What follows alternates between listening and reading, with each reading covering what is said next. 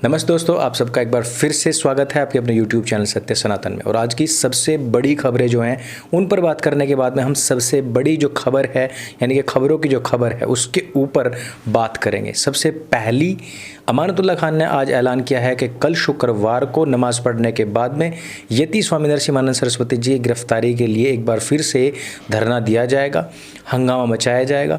और ये सही भी है, अच्छा है कि इनकी सच्चाई लोगों के सामने आए। और हम तो अभी भी कह रहे हैं कि ओपन डिबेट में अपने मौलानाओं को बुलाइए और चरित्र की मीमांसा क्यों नहीं होनी चाहिए, इस पर चर्चा होनी चाहिए।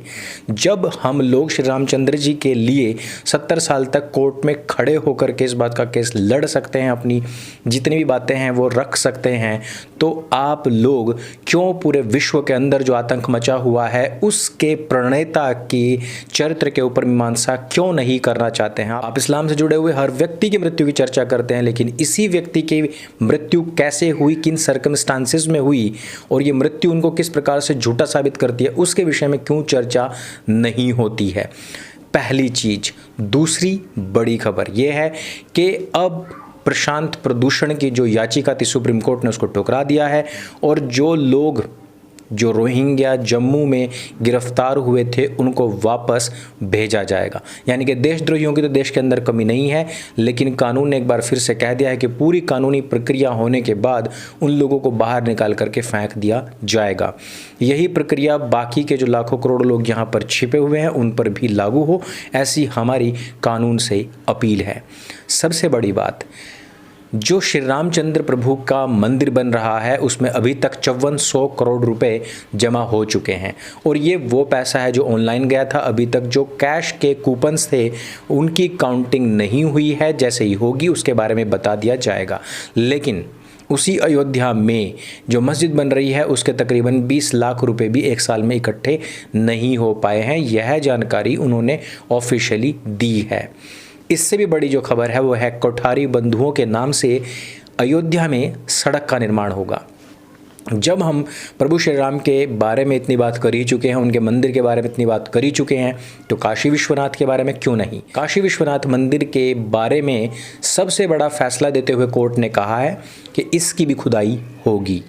हमने आप लोगों को पहले बताया था कि खुदाई जिसकी पोल खोल दे, जिसको एक्सपोज कर दे, उसका नाम खुदा है।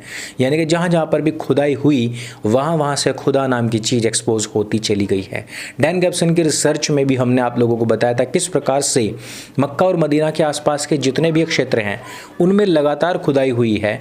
भारत से प्रेरणा पाकर के उन्होंने भी सोचा कि हमारे जो पूर्वज हैं उनके कोई अवशेष यहाँ पर मिल जाएंगे, लेकिन वो वहाँ पर नहीं मिले। यानी कि उस खुदाई ने भी खुदा को एक्सपोज कर दिया। श्री राम प्रभु की जन्मभूमि के ऊपर जब मुसलमानों ने कहा कि यहाँ पर हमारा अधिकार है, वहाँ पर जब एएसआई ने खुदाई की, वहाँ से जो पिलर्स और मूर्तियाँ और वहाँ से जो सामान निकला उसने भी पूरे विश्व के सामने ये बात जग जाहिर कर दी कि वहाँ पर पहले एक मंदिर ही था, ना कोई मस्जिद थी, ना कोई ईदगाह था।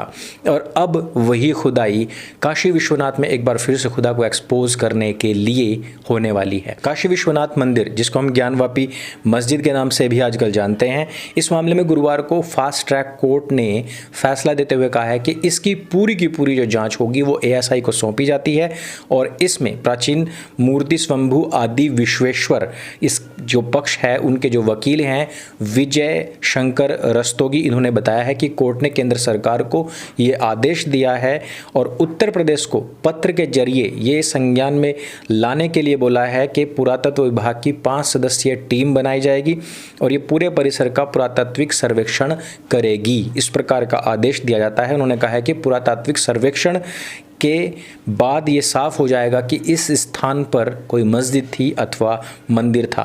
2019 में अधिवक्ता विजय शंकर रस्तोगी ने सिविल जज की अदालत में स्वयंभू ज्योतिर्लिंग भगवान विश्वेश्वर की ओर से एक आवेदन दायर किया था और उसी पर ही यह पूरी की पूरी जो कार्रवाई थी वो चल रही थी।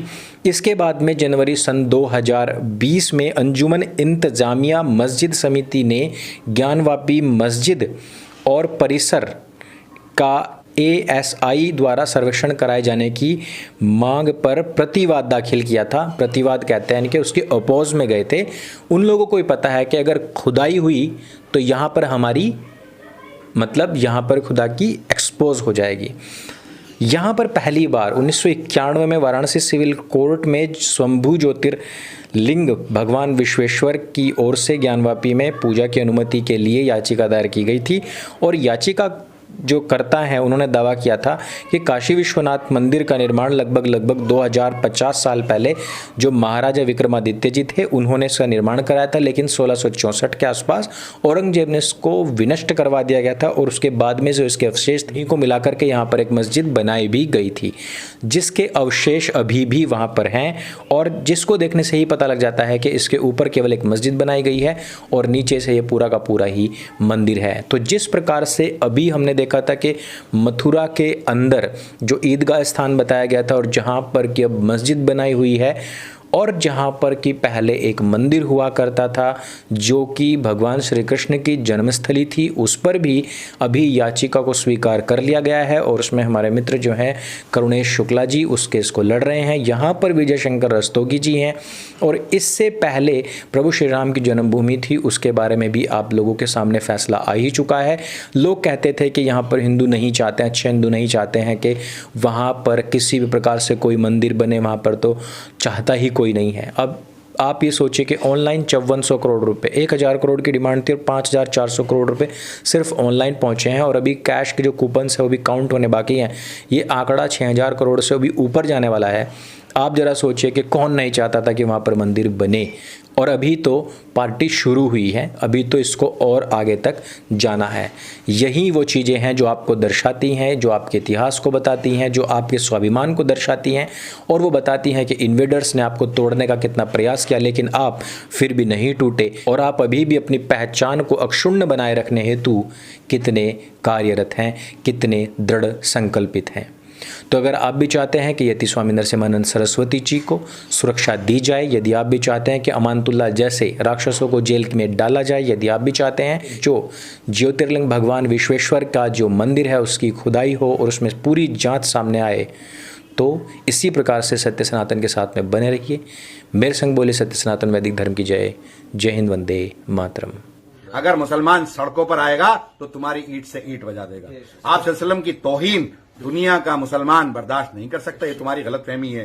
मुसलमान हिकमत से काम ले रहा है। मुसलमान नहीं चाहता कि इस मुल्क का अमन अमान खराब हो। और जुमे के दिन मुझे उम्मीद है और ये तमाम आइम्मा और तमाम मुसलमान अल्लाह के नबी से मोहब्बत करता है और जुमे के दिन